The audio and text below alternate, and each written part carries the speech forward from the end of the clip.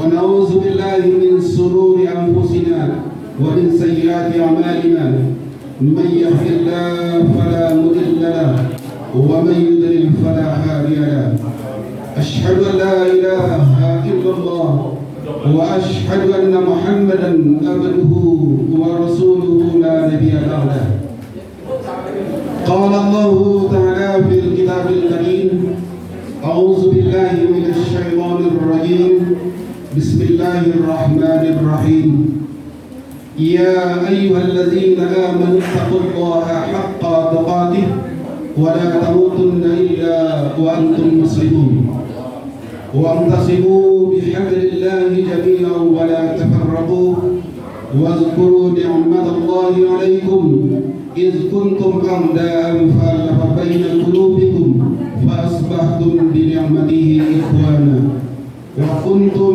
على شفا حفرة من النار فأنقذكم منها كذلك يبين الله لكم آياته لعلكم تهتدون صدق الله العظيم. Hadirin rahimakumullah yang terhormat pimpinan daerah Muhammadiyah Jakarta Timur, ada Ustaz Hasir Idrus, ada Ustaz Sadiq dan Wakil Sekretaris Muhammadiyah Jakarta Timur Ustaz Nasrullah, teman-teman di pimpinan cabang Muhammadiyah Utan Kayu yang saya hormati, teman-teman seperjuangan yang ada di majlis, serta simpatisan dan anggota Muhammadiyah seluruhnya yang bisa membackup acara ini. Semoga Allah Subhanahu wa Ta'ala selalu melimpahkan rahmat dan karunia-Nya kepada kita semua. Amin ya rabbal alamin. Hadirin rahimakumullah, puji dan syukur kita panjatkan kehadirat Ilahi Rabbi Tuhan semesta alam yang telah melimpahkan rahmat dan karunia-Nya kepada kita sehingga kita berjumpa pada forum ini, forum silaturahim. Mudah-mudahan Allah Subhanahu wa Ta'ala sekali lagi memberkahi pertemuan ini. Amin ya rabbal alamin. Selawat serta salam kita sampaikan kepada junjungan kita Nabi Allah Muhammad sallallahu alaihi wasallam. Semoga kita selalu mengikut setia beliau sampai akhir zaman nanti. Amin ya rabbal alamin. Hadirin rahimakumullah, sambutan ini yang pertama adalah saya sampaikan bahwa marilah kita tingkatkan iman dan takwa kita pada Allah Subhanahu wa Ta'ala, dan kemudian kita jangan sampai bercerai-berai. Hadirin rahimakumullah, pimpinan daerah Muhammadiyah Jakarta Timur dengan menindaklanjuti keputusan-keputusan dari pimpinan wilayah DKI Jakarta terkait dengan pengembangan organisasi di tingkat daerah dan tingkat cabang serta pimpinan ranting se-Jakarta Timur. Hadirin yang saya hormati, khusus Pak Adnan di pimpinan cabang Muhammadiyah Utan Kayu, laporan terakhir kita bahwa pimpinan cabang Utan Kayu di laporan LPCN kemarin ini perlu catatan-catatan yang perlu kita tingkatkan silaturahim kita Pak Adnan. Ada beberapa ini, mudah-mudahan pada hari ini hadir Ketua PRN Keramat Asam, dan kemudian Ketua PRM Rambutan. Nah ini yang ada catatan-catatan nih Pak, supaya kita bisa merevitalisasi untuk peningkatan berikutnya, sehingga tanda-tanda merah kurangnya silaturahim, sehingga evaluasi untuk tahun berikutnya yang merah itu bisa meningkat menjadi kuning. Kebun jeruk sudah tidak ada masalah, itu sangat positif sekali itu laporan terakhir Pak Ana.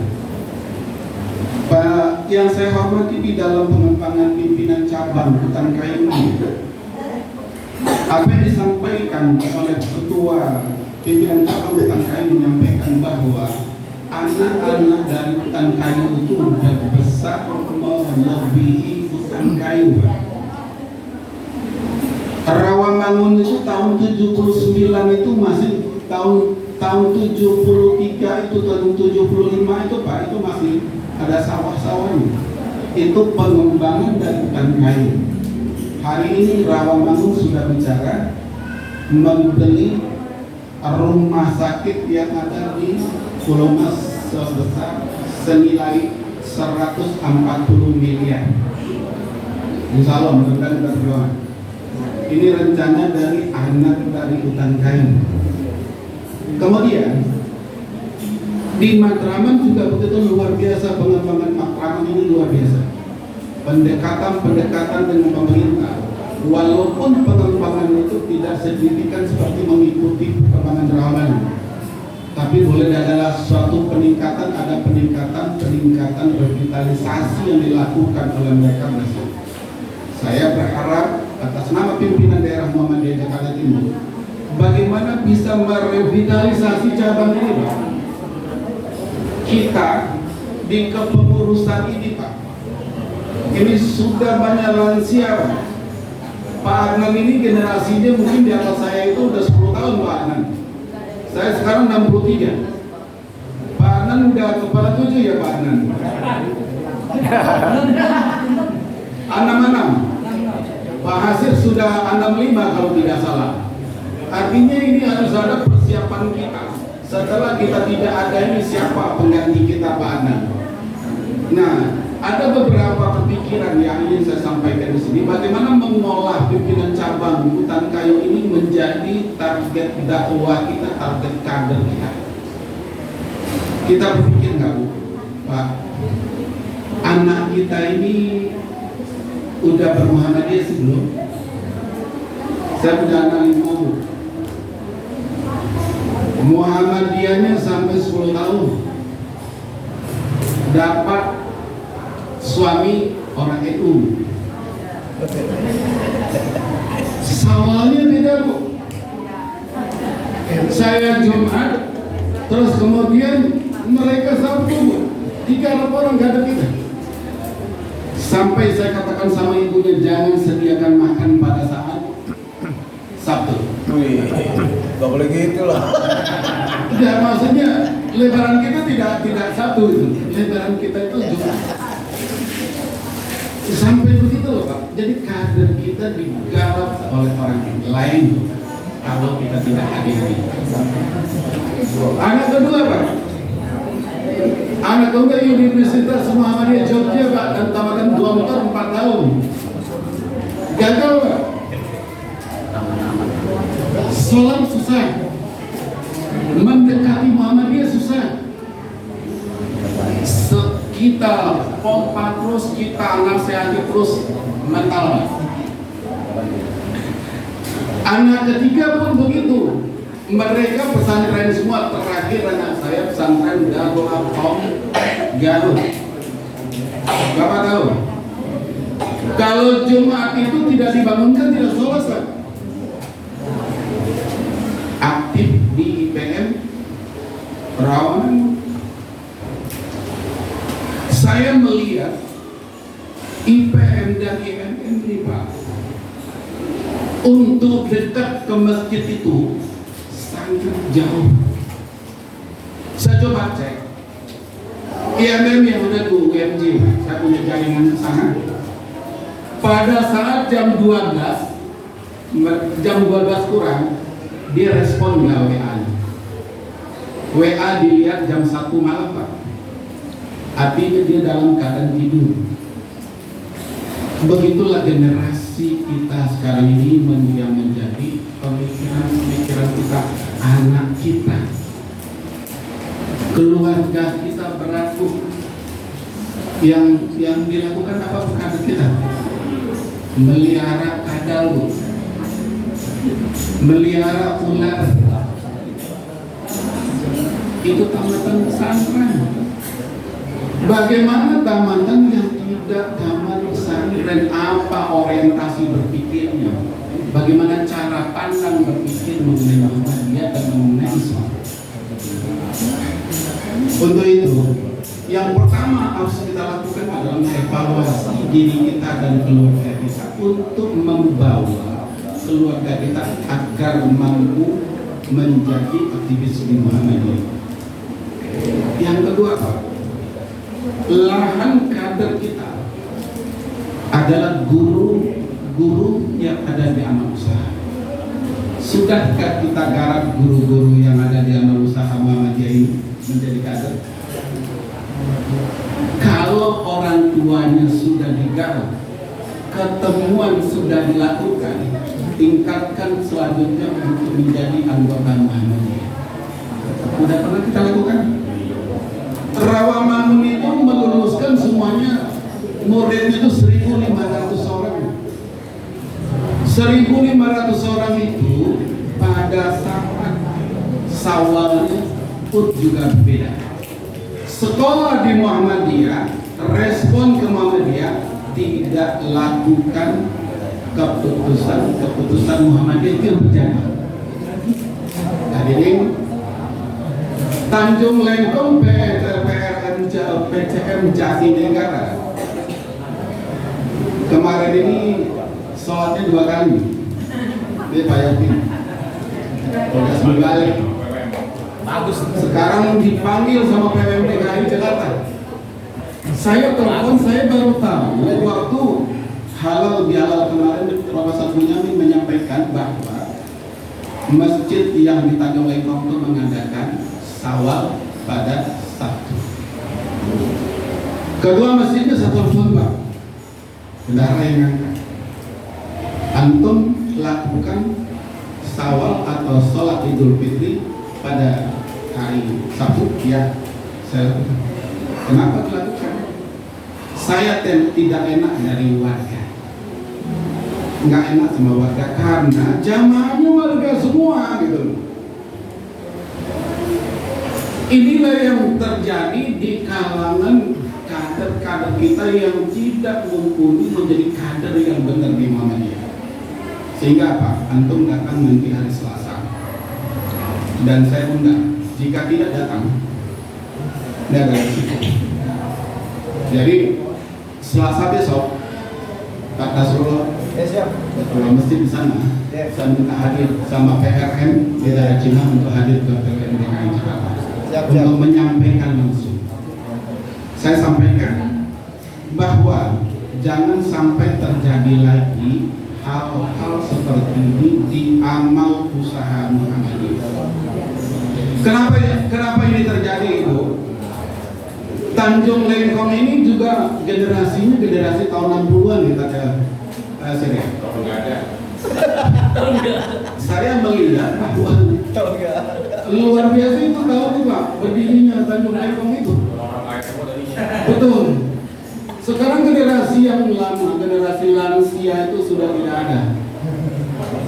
Generasi muda anak-anaknya itu tidak mau lagi ngurusin Muhammadiyah sehingga ditinggalkan Muhammadiyah. Muhammadiyah tidak ada kader di Tanjung Lengkong. Jangan sampai hutan kayu juga tidak ada kader lagi setelah kita para lansia pimpinan ini tidak ada lagi kan? Ada banyak. Antum ini yang muda nih baru Ustaz Nasrullah ini. Hutan kayu Pak. Ustaz Nasrullah ini diangkat ke PDM Pak. Jangan sampai lagi ngerangkap di PCM. Bapak berada begini. Gitu tak? Ternyata apa tak? Masih megang sekretaris. Kenapa bilang kader tidak ada? Kader nggak ada lagi tak? Dia bilang gitu. Nah, selama periode di PDM Pak, ini Pak catatan dari Pak Anan, PCM hutan kayu Pak, baru kali ini yang masuk ke PDM periode ini. Kita dengan Pak Hasil sampai ke 3 periode atau 4 periode sekarang. Nggak ada hutan kayu yang di PDM baru periode ini. Saya dorong tuh Pak. Artinya apa? Ustaz Nasrullah harus membuat kader baru pengganti dia ini yang di bawah ini. Mau diganti ini? Ini jangan sampai terjadi kayak gitu. Double nih. Hutan kayu sudah luar biasa, perjuangannya luar biasa. Pak Sulhan, kalau ada Pak Sulhan sekarang saya katakan Pak Sulhan. Jadi kaitan dengan ayat yang dibacakan tadi itu 104 itu tadi. 104 itu saya bicara sama Pak Yopi. Saya sampaikan 102, 103 itu adalah kaitan dengan panggilan-panggilan pribadi. Panggilan-panggilan orang beriman. Dan kemudian di 104 itu suruh orang-orang beriman ini suruh berkumpul. Jadilah itu organisasi Muhammadiyah wal takum minkum ummatun yad'una ilal khair wa ya'muruna bil ma'ruf. Jadi bukan hanya sekedar mengumpul ini. Berkumpul kita, ekspektasi hasil kumpulan itu seperti apa? Target kita ini seperti apa? Kalau target Muhammadiyah itu adalah menjadikan masyarakat Islam yang sebenar-benarnya berdasarkan Al-Quran dan hadis, itulah tugas berat kita dan dirancang sedemikian rupa program-program yang didistribusikan kepada PRN yang ada di hutan kayu. Semoga dari hasil pertemuan ini membuat suatu temu kangin, temu silaturahim ini, masukan-masukan ini bisa dipush kembali Pak Ustaz Nasrullah, ditindaklanjuti sehingga catatan-catatan PWM, catatan-catatan yang saya sampaikan lagi tidak terjadi di PJM hutan kayu. Mungkin itu saja yang bisa saya sampaikan pada sambutan ini, mudah-mudahan bermanfaat. Salam dari Ketua Pimpinan Daerah Muhammadiyah Jakarta Timur, dan pada hari ini bertepatan dengan acara halal bihalal Bekasi. Maka dari itu saya yang direkomendasikan untuk mudah-mudahan sambutan ini bisa bermanfaat buat kita semua. Satu lagi, kartunisasi Muhammadiyah Pak Ana. Jadi tolong adminnya segera adminnya tolong segera dilaporkan. Setelah terbentuk 3 cabang, 11 cabang itu adminnya, baru kita akan mengadakan PDM untuk sosialisasi kartunisasi Muhammadiyah seperti apa, verifikasinya seperti apa, cara ngisinya seperti apa, dan tujuannya untuk apa, sehingga apa yang dikatakan Pak Sodik tadi, ada nggak catatan kader kita di hutan kayu? Nggak ada. Nah ini yang harus direkam kembali. Kemungkinan kita juga akan direkam kembali supaya rekaman dulu, rekaman update terbaru. Demikian, lebih dan kurangnya saya mohon izin dimaafkan. Bila itu, Assalamualaikum